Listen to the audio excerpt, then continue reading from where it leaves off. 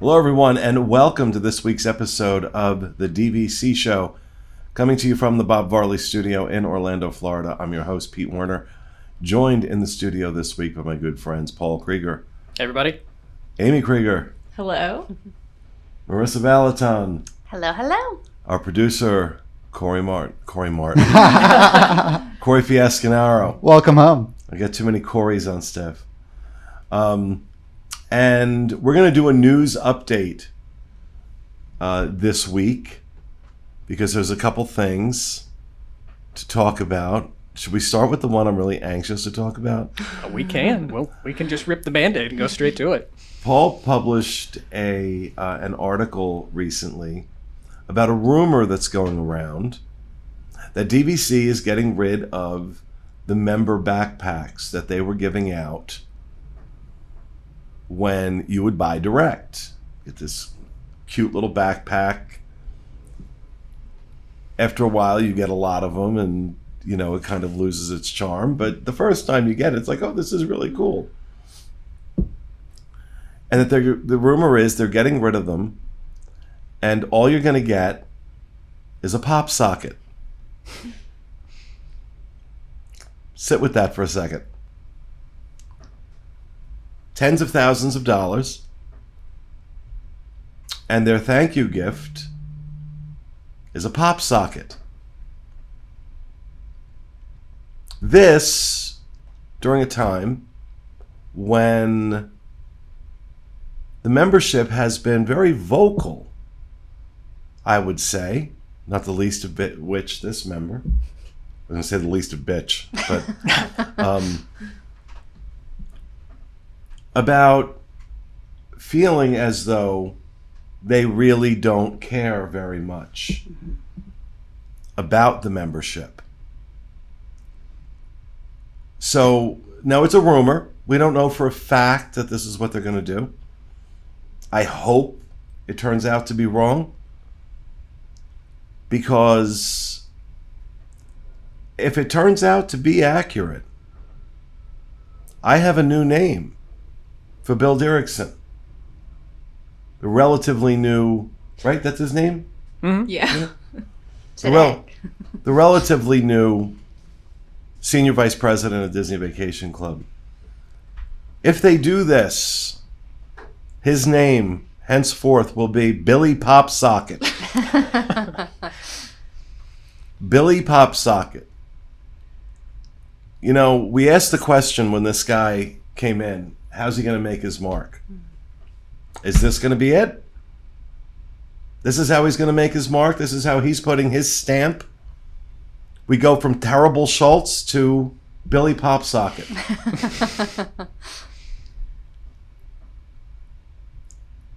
The lack of, should it turn out to be true? Should it turn out to be true? The utter lack of awareness as to what's going on in your membership and what your members are feeling and saying. It's almost like I would find it easier to believe that it was an intentional snub to members. Yeah, you think we don't care? Try this on. Here's a pop socket. Give us your money. It would have been better. It would be better for them to do nothing at all. Because I couldn't help but look up, how much does it cost to get custom pop sockets in bulk? Oh yeah, they're cheap. It just feels $2. So we could call him Billy Popsocket Deuce. That's what my father used to call $2, a deuce. Now, of course, you might mispronounce deuce.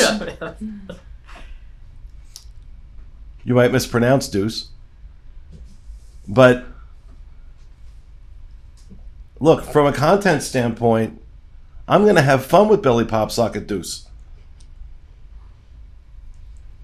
From a member standpoint, it absolutely sucks if it's true. It absolutely sucks. But what do we think? Do we think they'll really do this? I'm pretty confident in it, based off of everything that I've sort of heard. They're like I said in the article, there are rumors that you hear from time to time that are unbelievable, but the basis behind this one is pretty factual. But the thing I go back to, it's not even about taking it away from the members, but it's really about marketing. Seeing people in the parks with these backpacks and you're not a member, you're going to ask, what's Disney Vacation Club? Seeing people with various DVC swag. This has always boggled my mind, but this has always been a direct area that they've struggled with, which is that get people to be a placard or a banner of your brand and have people ask more questions because... See, but these are the sorts of things that happen when you are not in touch at all with what the experience of buying direct is. How do you feel when you sign your contract? How do you feel? That excitement, that when you're not aware, because you've got your head so far up your ass, nobody else in the world exists, then you make decisions like this. When you are genuinely emotionally aware of what the experience is for someone purchasing DVC, then you understand what that backpack means. Right. To you, it's just an expense. To us, it's something a little different. Well, and to your point, even like when Derek and I were working on the cruises together, we would, if you've been on a cruise and you've sat through the end of the DVC presentation, one of our favorite things to do is what we'd call the bag joke. And so we'd come up and we'd have the bag and it'd be all like beautiful and displayed. And we would say like, the best thing about this membership is really not the membership. Louis Vuitton, Gucci, they've got nothing on this bag because the only way to get this bag is by purchasing a $20,000 membership. So we'll call this the $20,000 bag, and that's the only way you're getting it. You can't go online, you can't ask for it. And it's but it was that thing. And then around the cruise, people would be asking, where do I get that bag? How do I get that bag? I want that bag because it's displayed in such a way, to your point, of this is exclusive. It may not cost them that much, but to walk around as a member proudly and say, I have an exclusive bag, you can't get it. And so taking that away takes away the marketing effort. With that said, marketing doesn't work in sales. And it's so crazy because if you look at like Hilton, Marriott, in their timeshare divisions, marketing is sales. They're in the same room, they're the same people. With Disney, marketing and sales don't even... One's in Celebration and one's right there in Saratoga Springs. Oh, wow. They don't talk. And so marketing goes, well, we're given a budget, we're given compliance. So marketing works more with budgeting and compliance than they do with sales. And so even when we did the joke, actually it was for a member cruise, we got pulled aside and they were like, we don't know how we feel about you, talking about the bag that way. We shouldn't really promote the bag that way. But you don't understand. Yeah. I remember the feeling when I signed my first direct contract, getting that bag, along with the 18,000 pages of contract that I put in the bag to carry it because it was but I remember that feeling. Yeah. I was thinking the same thing. I was going back through photos for this article, and I have the picture of the bag on the signing table in the preview center when we bought our boardwalk contract, and I have a picture of Amy with the bag on her back as we left. I mean, it's just that, and put that on social media. You're excited about your purchase, and I mean, then people start asking questions. What's Disney Vacation Club? And it's just like, how do you get rid of something that obviously if a Popsocket's $2, what's a backpack? See, and here's the thing. I just got off a 7-night on the Fantasy. And as a DVC member, when you stop by the kiosk every day of the cruise, they have a gift for you. Every one of the gifts they gave out cost them more than a Popsocket. Every single one. And it's nice. It's nice. Now, obviously, they want you to go in for the presentation. They want to engage with you and talk to you. Although they saw me and were like, "Oh, shit." Are they back to the full presentations? Yeah. Okay. Yeah. It was hysterical because the guide knew me, which is not unusual. but he knew that I bought a bunch of direct points back in December. I'm like, okay, creepy. Creepy. But, you know, see, stuff like that I found charming. Yeah. I really did. You know, the giving it the hats, little lithograph of Riviera, Yeah. things like that. Very, very cute. Very cute. And just the thought of this, just from a PR standpoint, It just feels cheap. it Yeah. feels cheap. It feels cheap. And what is not going to be cheap, however, how do you like this segue? Watch. Don't try this at home. What is not going to be cheap, however, although we don't know the exact price, are the new rooms getting ready to come online this week. Right? It's this week? Yep. March 3rd. March 3rd March 3rd. at Grand Floridian. Anybody in the room planning on buying a direct contract at Grand Floridian for these rooms?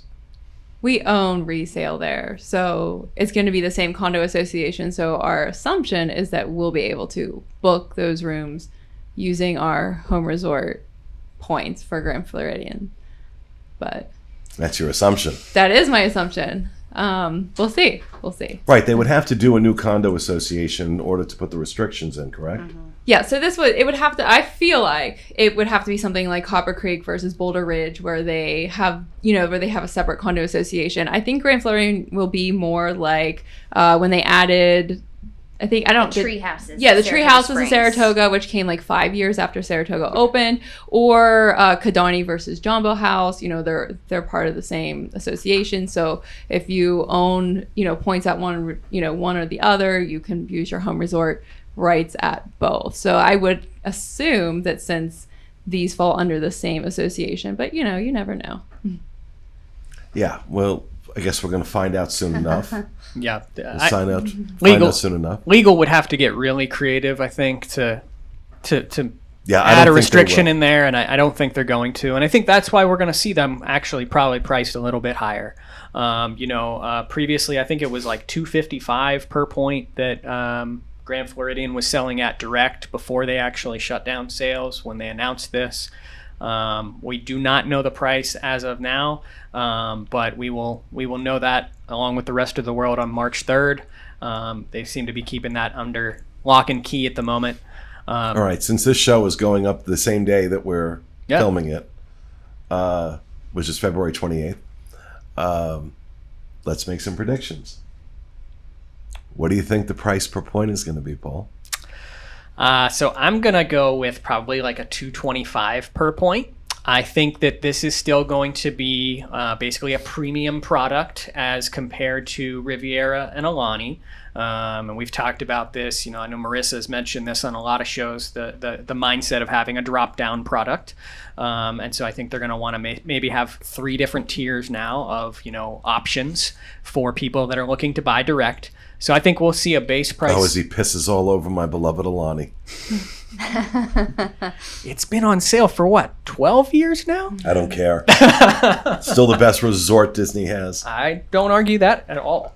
So it was previously selling at $255, I believe so. and you think it's going to come down? I believe it's going to come down. How would you feel if you bought direct at $255 right before it went offline, and then it comes back at like? There's no way it goes down. I can't see it going down either. There's no way. They're getting ready. They're going to be in June-July timeframe is my prediction when Disneyland Tower is going to go on sale. That is, after their experience with the Grand Californian and how the price per point that goes for now. On the resale market, it's $300 a point, isn't it? Yeah. There's no way they're not going to introduce that at the most expensive price point they've ever done. There's no way. So I think this is going to be a stepping stone to that. So I think we're looking at $270. I'll go with $260. It's so hard because I feel the same.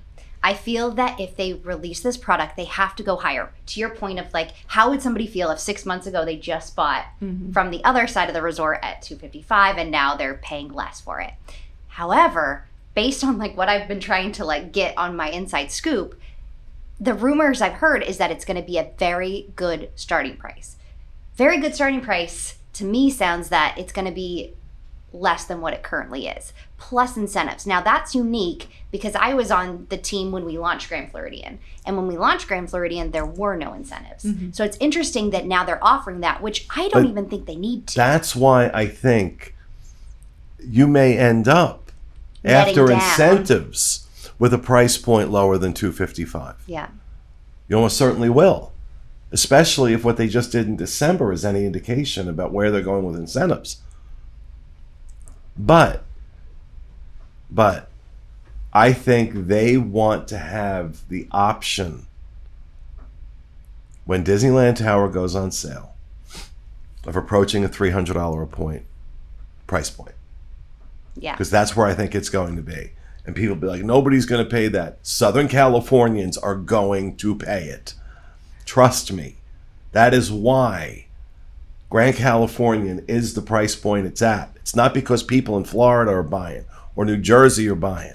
It's the people in California who Utah sold that as thing well. out. And Utah. All that Mormon money. We're getting to, I mean, I would say half of our Grand Cal buyers are Utah or California. Yeah. Wow. And so that's the audience. And that audience has already shown a predisposition for what they're willing to pay Yeah. for that product. So I think that's the golden number. If they can get 300 a point, they're going to have to use Grand Floridian as a stepping stone because it's the last thing they're going to do. They're going to put the last new thing they're going to put on sale before Disneyland Tower goes up. That would be my guess. That would be my guess. I hope I'm wrong. And it's all like $97 a point. But Then we're all raising our hand to buy Grand Floridian add-ons. right. I think they're going to want to establish a precedent for a certain price point to justify what they're going to charge for Disneyland Tower. Now, the reality of what you'll pay will be different because of the incentives. Make it look like an even better deal. But that's what I think is going to happen. Because I think that's what they were doing with that incentive in December. They were trying to say, let's see, Raise the price. because all of a sudden Olani Direct, depending on how many points you bought, Olani Direct became almost the same price as resale. And my guide, when I was buying my points, I said, have you ever seen anything like this? He's like, I've been here 20 plus years. I've never seen an incentive like this. They weren't doing that just for shits and... Oh, sorry. I'm sorry to keep... just keep it in. They weren't doing that just for fun. That was strategic. And I wondered where we might see that strategy employed again. They wanted to see how it worked. And from what I heard, it worked brilliantly. And their goal is always larger, selling larger point packages. So it could be that the higher you go, 300 plus, they're really netting you the best value. So I would be very surprised if we didn't see that happen. Yep. So there's been a great thread all along in the Grand Floridian discussion over on Disboards, but just so that we're not the only ones throwing out our ideas here, they also had a poll as part of that.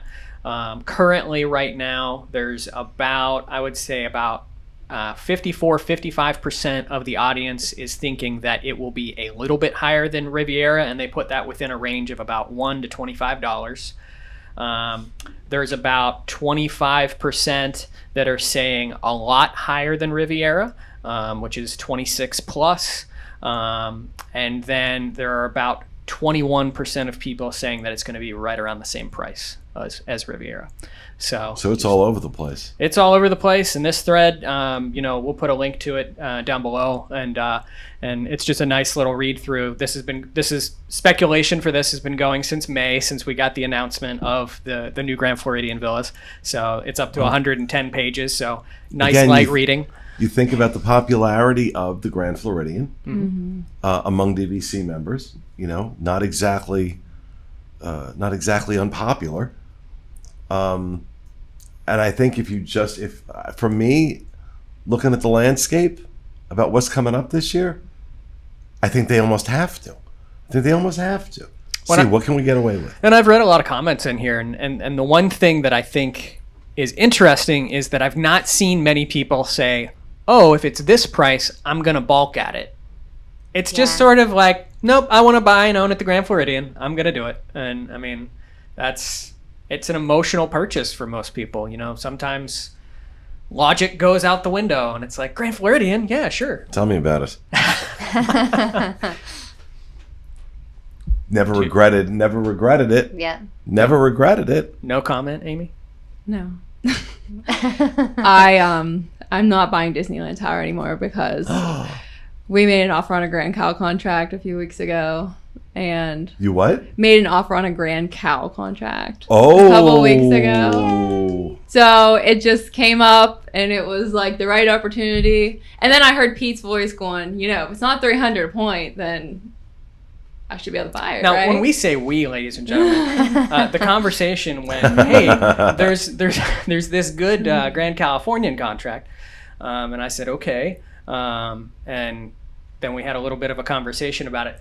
Before this conversation had happened, she'd already messaged Derek, and I think sort of said, hey, I want to get the aside. facts straight before I presented them to you. Know why I'm so excited. I've got a trip coming up where I'm going to be out in Alani for a week. And then I'm doing 3 nights in California, in Disneyland. And I was able to snag a 1-bedroom at the Grand Californian. That's awesome. Yeah, which is Right? very difficult. Very difficult. Very difficult to get. But I got a lot of people going with me. Mm-hmm. And I said, let me wait list a 2-bedroom. It came through. Yay. So I just decided not to cancel either one. So I'm just moving people out of hotels and into these rooms. So I've got a 1 and a 2-bedroom at Grand Cal. Granted, it's only for a few nights, but still, I don't care. Right. Yeah. I've never been able to stay there. I've never been able to get a room there. And and I'm not going to lie. I'm thinking very seriously even though I bought all those direct points, there's a part of me saying you might want a couple hundred points direct at Disneyland Tower just to make sure you can get rooms because of how hard it is Yeah. at Grand Californian. I But I just have to laugh about Grand Californian because last time we sat here, we talked about the booking issue that you had and Right. the Yeah, booking gate and with then I Grand bought a Californian. contract. We'll show them. We'll That- buy points. Look out. yeah, really, Yeah, really, I dude. didn't even think of that. That's Yeah. true. Yeah, I'm a sucker. We all are. When it comes to DVC, we're all, Well- in the best possible sense of the term, we're suckers for this. And you know, we sit here, we complain. I wouldn't even call it complain. We just point out the facts, more or less, and we call them out on certain things that we think are laughable, like a backpack. But at the end of the day, it doesn't affect our love for the product. No, not we at all. We all love Disney Vacation Club, and nothing changes that. I mean, it is still 100% worthwhile becoming a member, regardless of these things. I think about the trip I'm about to take at the end of this week. Using all DVC points. Getting to take some of my family, my brother and his wife, their 2 kids, their boyfriends, and spending a week in a grand villa at Alani and a 2-bedroom, handicap accessible 2-bedroom. And I don't get a bill at the end. Now, granted, yes, I pay for it. It's not like it's free. Yeah. But especially having just gotten off a cruise, Yeah, it feels different. it does. feels different when you get that bill at the end of your stay and it's 0. Or just whatever you charged to the room. So I'm really very excited about that. And that's why, one of the reasons I love DVC. I love seeing the look on my family's face when we do fun stuff like this. Family and friends. That's where I end up using most of my points. And as soon as I get back, my nephew, his wife, and their 2 kids I got him at Old Key West. That's it's a resort they would never be able to afford to stay at. Right. But I have points. So I'm able to do stuff like that. Give an experience to my nephew, my grandnephew, my grandniece. That's the biggest reason I love it so much. Biggest reason I love it so much. I just wish they had better management. Mm-hmm. Billy Popsocket. And one final segue for us here. And by the way, if he doesn't, if they end up not doing the Popsocket, I will retract that and apologize. You're probably going to get a letter from Popsocket that's going to be like, Well, that's a whole nother episode, which I'll get some insight on. But yeah, they just got their patents in 2019. So Disney probably should be careful about, because it's not an actual pop socket. It's like a knockoff pop Disney socket. Yeah. But it's the same shape that follows under the patent. They're not selling it, so it's a sock pocket. Yeah. I think that was all the news for the past couple weeks. Well, one thing that we should mention, yes, that DVCFan.com just turned 3 years old. Happy anniversary. Happy anniversary to us. 3 years. Congratulations. Wow. Yep. It's been a wild 3 years, coupled with a crazy 18 months thrown in the middle of it. I think we all talked about it a little bit before the show. It's hard to believe it's been 3 years, but the two things I go back to is just you creating sort of this idea. I still go back to the day that I remember on one of your solo shows on Patreon, which Pete is doing again, by the way. I am. So head over to Patreon and listen to those. But I remember vividly cutting my grass in the backyard, listening to you talk about Disney Vacation Club. And I think that's sort of where the idea of DVC Fan started to generate for you. And shot you a message. And, here we are 3 years later. And we're in Florida. We work for the World of DVC. So, I mean, it's... how that escalated. Yeah, it did. It did crazy. Escalate. And I was going to call it my youngest child, but it's not. Moving to Orlando is my youngest child. Yeah. And DCL Fan came after DVC Fan, so it's actually pretty old now. It's the Marsha of Warner Travel Media. But no, it's been, talk about a passion project. Doing these shows and being a member and getting to know members and be a part of the community, and because it's a great community. Honest to God, I'm not saying it because the camera's on. I say this when the camera's not on. The DVC community is phenomenal. Yeah. We're passionate, we're outspoken. Yep. But we love it. We have that shared love of DVC. Absolutely. And it is an honor and a privilege to be a part of that community for me. Paul, not so much. I'm kidding. But yeah, it's been a cool 3 years. Yes, it has. Cool 3 years. And the work, especially Paul, that you've done on that site is incredible. Well, I greatly appreciate that. I never sort of take full credit for anything. So I think obviously. Well, that site isn't what it is without you. Thank you. Appreciate that. My idea, but your sweat equity. Honestly, you've put a lot of time and effort and passion, and you as well, Amy, into that site. And so when I look at what it is and where it's come and how popular it's become, I'm not egotistical enough to think that's because of me. So I just wanted to make sure I said that. And we're just getting started. We're just getting our pants on. We are just getting our pants on in the morning. So, all right, that is going to do it, folks, for this week's episode of our show. We hope you enjoyed it. We'll see you again next week with another episode of The DVC Show. Have a great week.